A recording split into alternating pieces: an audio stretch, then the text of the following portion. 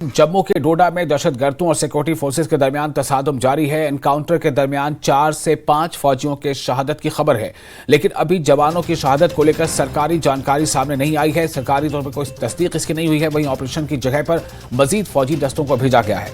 डोडा से 30 किलोमीटर दूर गांव कोटी के शेयधार चौंडमाता इलाके को फौज ने घेरे में ले रखा है। सिक्योरिटी फोर्सेस और दहशतगर्दों के दरमियान गोलियों के तबादले जारी हैं।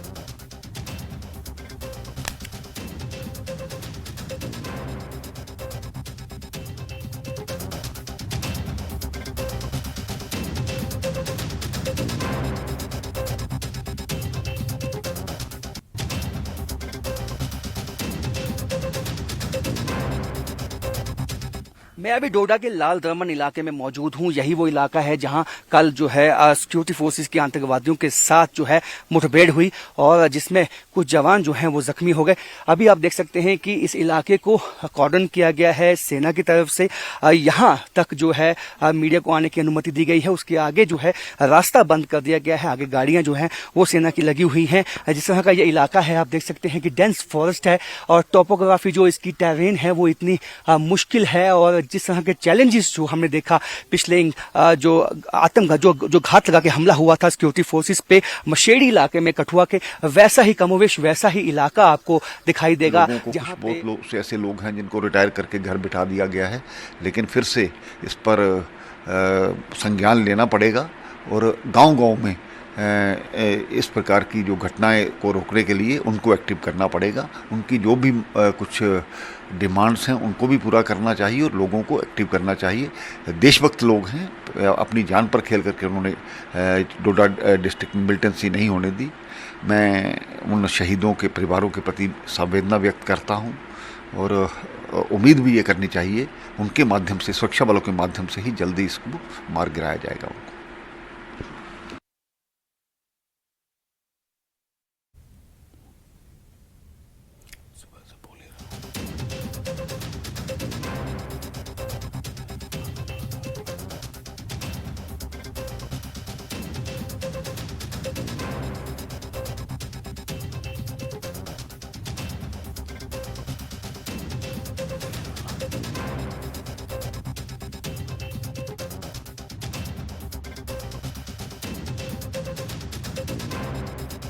दमन इलाके में मौजूद हूं। यही वो इलाका है जहां कल जो है सिक्योरिटी फोर्सेस के आतंकवादियों के साथ जो है मुठभेड़ हुई और जिसमें कुछ जवान जो हैं वो जख्मी हो गए।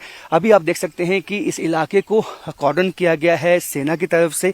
यहां तक जो है मीडिया को आने की अनुमति दी गई है। उसके आगे जो है रास्ता बंद कर दिया गया है। आगे गाड़ियां जो हैं वो सेना की लगी हुई हैं। जिस तरह का ये इलाका है आप देख सकते हैं कि डेंस फॉरेस्ट है और टोपोग्राफी जो इसकी टेरेन है वो इतनी मुश्किल है। और जिस तरह के चैलेंजेस जो हमने देखा पिछले जो आतंक जो घात लगा के हमला हुआ था सिक्योरिटी फोर्सेस पे मशेड़ी इलाके में कठुआ के, वैसा ही कमोवेश वैसा ही इलाका आपको दिखाई देगा जहां पे जो है डेंस जो है फॉरेस्ट है। और साथ में यहाँ पे आप देख सकते हैं कि बरसात का मौसम है तो जो यहाँ पे हरियाली है और जिस तरह की यहाँ पे झाड़ियां उगी हुई हैं तो ऐसे में कई नेचुरल जो है जगहें बन जाती हैं आतंकवादियों के छुपने की। उसी का फायदा उठा के जो है रात के वक्त आतंकवादी यहाँ से भागने की कोशिश में है। लेकिन कल रात से ही शाम से जो है यहाँ पे कॉर्डन जो है वो सेना का लगा हुआ है, सिक्योरिटी फोर्सेस का लगा हुआ है और कोशिश यही है कि आतंकवादियों को किसी भी तरह यहाँ से भागने ना दिया जाए। क्योंकि हमने देखा है कि इस इलाके में वापस जो है आतंकवाद को रिवाइव करने की जो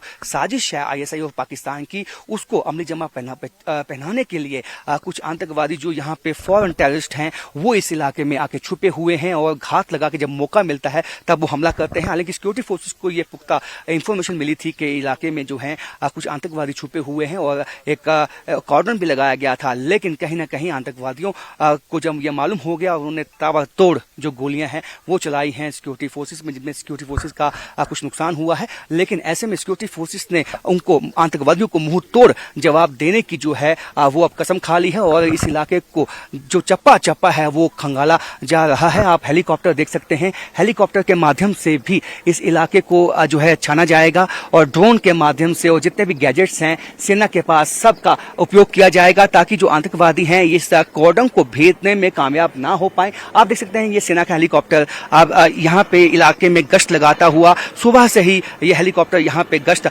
लगा रहा है, जिससे आप समझ सकते हैं कि यहाँ पे जो तलाशी अभियान है उसमें हर तरह से कोशिश है सेना की कि आतंकवादियों को जल्द से जल्द ढूंढ निकाल के उनका सफाया किया जाए, क्योंकि ये जो कुछ आतंकवादी जो जम्मू रीजन में इस वक्त छुपे हुए हैं उनका सफाया करना इसलिए भी इम्पोर्टेंट हो जाता है क्योंकि अब जिस तरह से यहाँ पे विकास होने लगा है और पिछले कुछ सालों में विकास हुआ है और उससे पाकिस्तान कहीं ना कहीं बौखलाहट में है और उसके बाद जब आम चुनाव हुए और पिछले रिकॉर्ड जो है वो टूट गए, उससे भी आईएसआई जो है वो बौखलाहट में है और इसी बौखलाहट में जो आतंकवादी जो जिनके आका पाकिस्तान में बैठे हुए हैं उनके निर्देश पे यहाँ पे जो है गड़बड़ी फैलाने के लिए और आतंक फैलाने के लिए आतंकवादी जो हैं आए दिन घात लगा के हमला करने की कोशिश में हैं, लेकिन उनको सिक्योरिटी फोर्सेस ने अब तक मुंह तोड़े जवाब दिया है और आगे भी इसी तरह का जवाब उनको मिलेगा। कैमरामैन आशु के साथ राजन वैद, न्यूज़ 18 डोडा। और इस वक्त कई तरफ से इस पर प्रतिक्रियाएं आ रही हैं। इस वक्त हमारे साथ जुड़ चुके हैं जम्मू कश्मीर से कांग्रेस के उपाध्यक्ष और senior spokesperson Ravinder Sharma ji. Ravinder ji, आपका बहुत स्वागत है न्यूज़ 18 JKLH में। मेरा सवाल ये होगा कि ये जो अभी डोडा में जो अभी इनकाउंटर जारी है जिसमें खबरें ऐसी हैं कि 4 जवान हमारे जो है वो शहीद हो गए, हालांकि इसकी भी सरकारी तौर पर पुष्टि नहीं हुई है, फिर भी ये जो लगातार जो जम्मू संभाग में ये जो घटनाएं हो रही हैं, आप क्या कहना चाहेंगे? बहुत ही गंभीर चिंता की बात है, ये बहुत दुखद है जी। जो वीर गति को हमारे जवान, एक आर्मी ऑफिसर और 3 जवान शहीद बताते हैं, उनको हम सल्यूट करते हैं। उनके परिवारों के साथ हमारी हमदर्दी है, लेकिन जम्मू सूबा जो है वो लहूलुहान हो गया है। ये बहुत दुखद बात है कि हर दिन ऐसी खबरें आ रही हैं, कहीं सर्च ऑपरेशन है, कहीं एनकाउंटर है और आर्मी और हमारी सेना का बहुत नुकसान हो रहा है जी। देश का नुकसान हो रहा है, हमारे वीर जवान शहीद हो रहे हैं। यकायक आतंकवादी घटनाएं इतनी ज्यादा बढ़ गई हैं और जम्मू सूबे का कोई कोना नहीं बचा यहाँ आतंकवादी वारदातें नहीं हुई हैं पिछले 2 महीने के अंदर।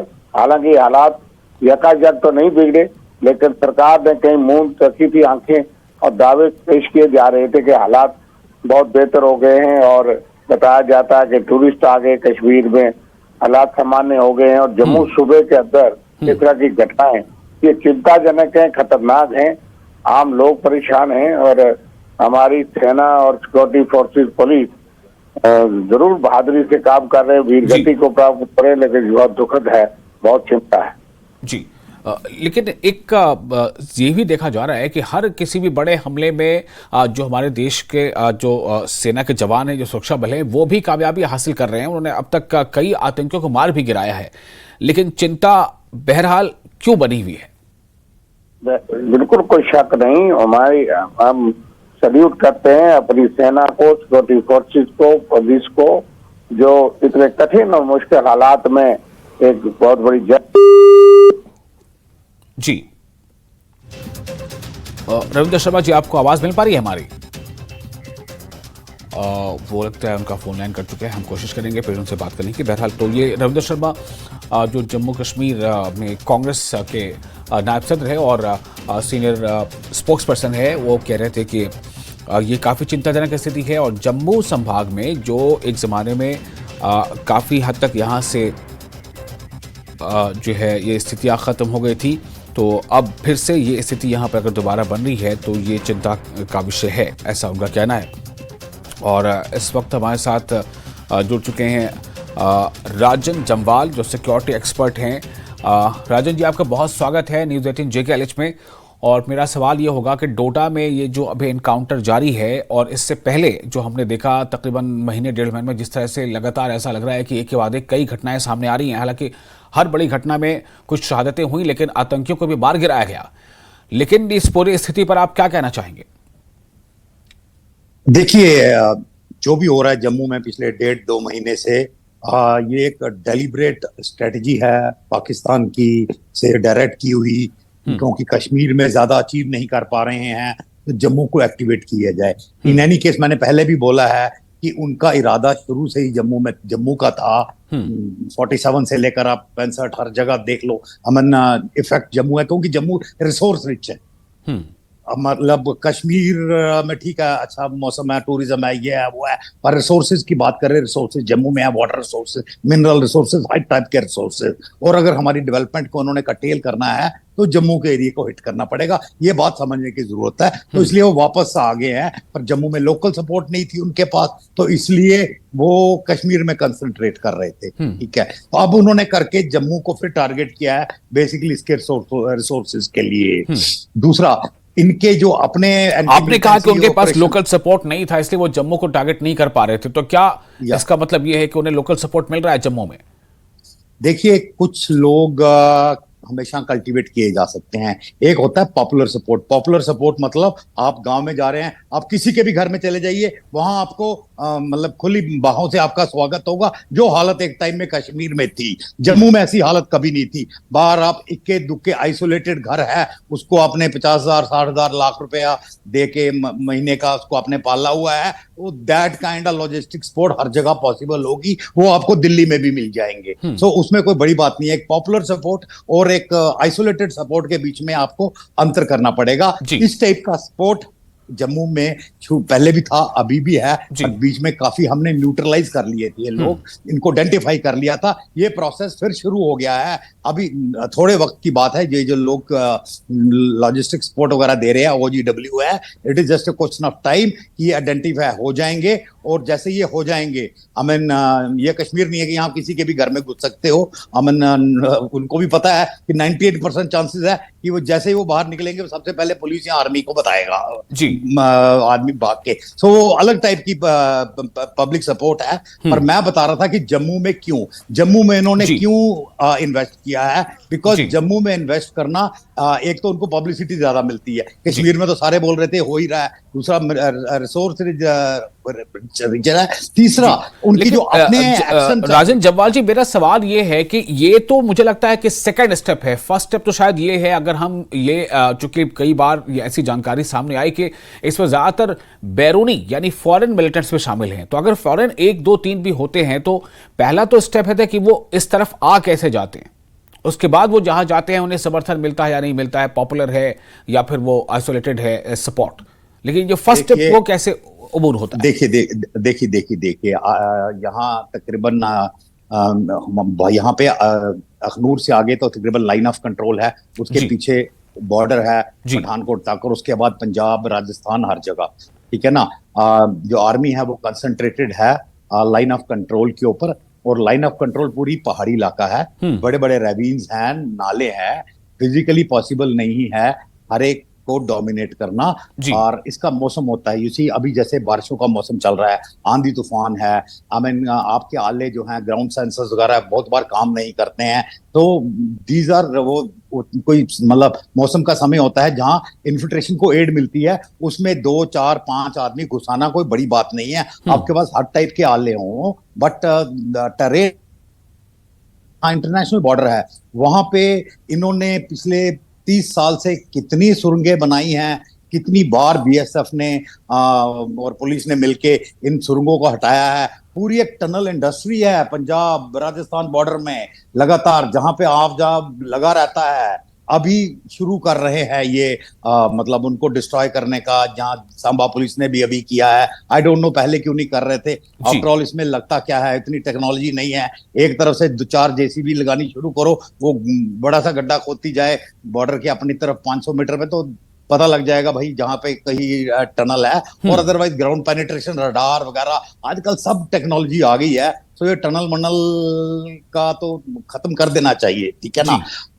उससे भी काफी ज्यादा इन्फिल्ट्रेशन हो पाती है। तीसरा, आदमी बिना हथियार के आप किसी भी तरीके से ला सकते हैं हथियार, उसको ड्रोन वगैरह के थ्रू सप्लाई हो सकते हैं। सो टेक्नोलॉजी चेंज हो गई है। इन्फिल्ट्रेटिंग ए पर्सन कोई बड़ी रॉकेट साइंस नहीं है, वो उसको आप कैसे भी भेज सकते हो। आप उसको इंडियन एयरलाइंस की फ्लाइट से भेज दो, यहाँ पे ड्रोन से उसको हथियार मिल जाएंगे। बताओ क्या कर लेगी बॉर्डर आपकी बैठी। बिल्कुल जवाल जी, मैं इस पे आपसे लगातार फिर बात करता रहूंगा, आप हमारे साथ बने रहें।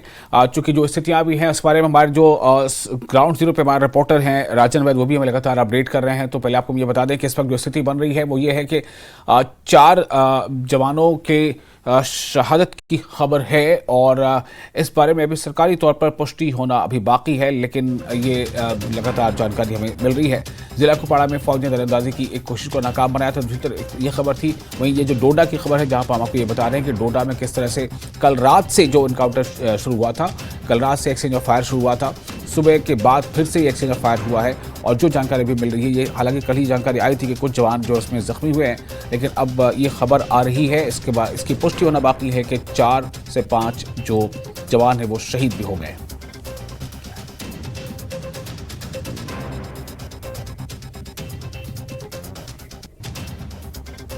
और जिला कुपवाड़ा में फौज ने दरअंदाजी की एक कोशिश को नाकाम बना दिया और 3 दहशतगर्दों को हलाक कर दिया है। फोर्सेज ने इसे अहम कामयाबी करार दिया है। हलाक किए गए दहशतगर्दों से भारी मकदार में हथियार और गोला बारूद व दीगर साजो सामान बरामद किए गए। केरन सेक्टर में दरअंदाजी की कोशिश को फौज ने नाकाम बना दिया था। फौज ने दहशतगर्दों से हासिल किए गए हथियार और दीगर जंगी साजो सामान को मीडिया के सामने पेश किया। एक प्रेस कॉन्फ्रेंस में सिक्योरिटी फोर्सेज ने कहा कि गुज़श्ता चंद हफ्तों से कुपवाड़ा जिले के केरन सेक्टर के सामने वाक़ा कई लॉन्च पैड्स में दहशतगर्दों की मौजूदगी की खबरें मौसूल हुई थी। ये खबर कई इंटेलिजेंस एजेंसियों से मिली है कि दहशतगर्दों की तरफ से दरअंदाजी की मनसूबाबंदी की वजह अमरनाथ यात्रा में खलल डालना और अंदरूनी इलाकों में तखरीबी कार्रवाइयां अंजाम देना, इंतशार पैदा करना रहा है। फौजी गुज़श्ता चंद हफ्तों से लाइन ऑफ कंट्रोल और इससे आगे के इलाकों पर गलबा हासिल कर रहे हैं।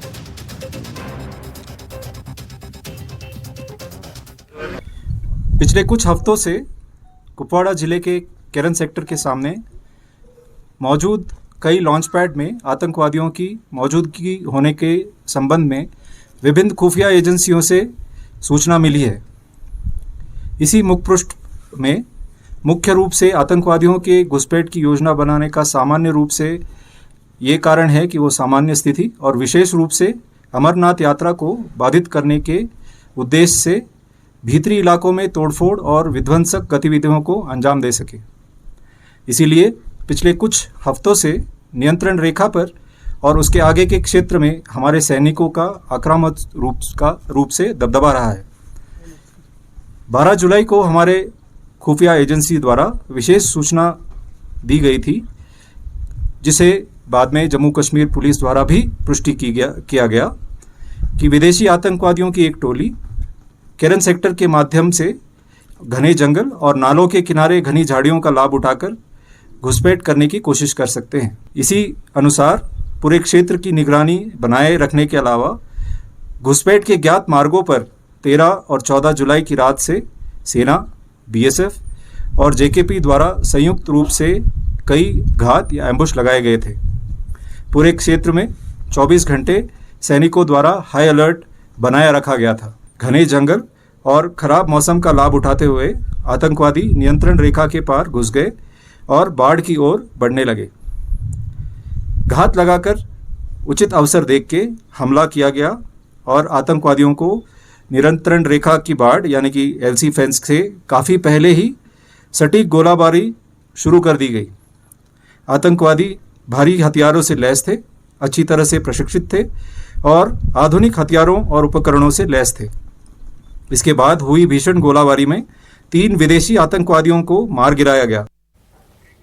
और फिलहाल रुकते हैं यहां पर एक छोटे से ब्रेक के लिए। ब्रेक के बाद खबरों का सिलसिला जारी रहेगा।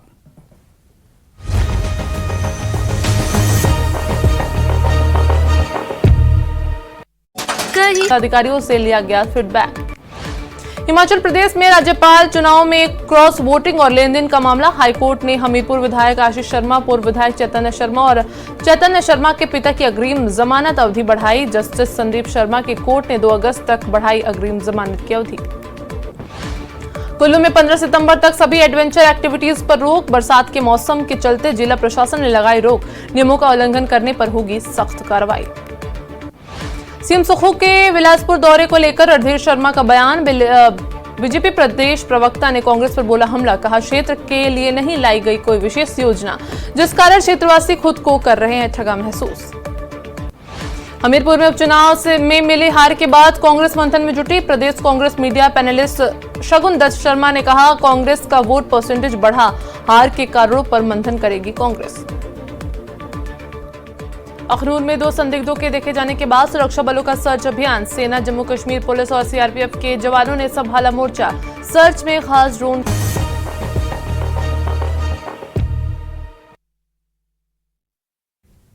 और ब्रेक के बाद एक बार फिर आपका स्वागत है न्यूज 18 JKLH पर, यानी जम्मू कश्मीर, लद्दाख, हिमाचल। और मैं हूं विशाल। इससे आपको हम बता रहे हैं कि किस तरह से डोडा में वहां जो एनकाउंटर चला था, जम्मू के डोडा में दहशतगर्दों और सिक्योरिटी फोर्सेस के दरमियान तसादुम जारी है।